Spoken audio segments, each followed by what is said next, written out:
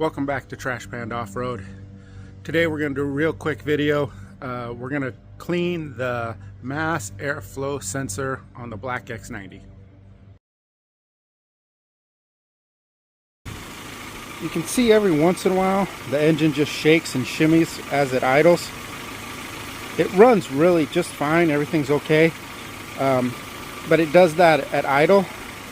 And one of the things that says that it does that is the mass airflow sensor, which is this bad boy right here. And I unplugged it and it ran a little better, but you're not supposed to run with it unplugged. So I'm going to go ahead and clean this off, and hopefully we'll notice a difference. Took the sensor off, wasn't a big deal.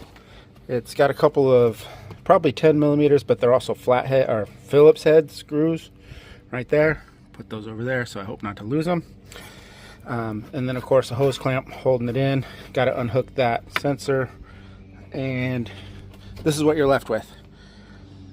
So I couldn't tell you the difference between a good one and a bad one, but I bought this gum out airflow sensor cleaner. So it says it improves throttle response, restores air ratio, helps with the rough idle. So we're going to put the straw on it and hose it down real good, and then hose it down again, and find out tomorrow if it helped.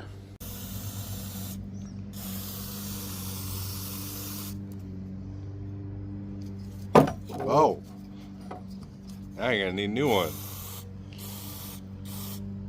There's a little like resistor in there. Should that be, it.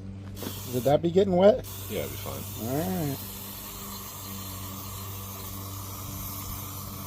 Really, the most important part of the mass airflow sensor is that little tiny guy right there. That little stick? Yep. That's the part that makes all the difference? Pretty much.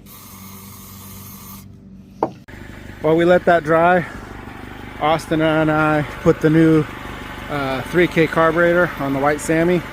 It's idling like a champ right out of the box. That thing's sweet.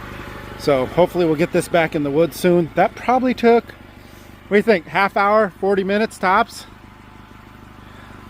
Wasn't long. It's only a little after 8. So, all right, now back to this project. Cleaned the mass airflow sensor, and it looks like I still got that little shimmy. So next, I guess I will try to replace it.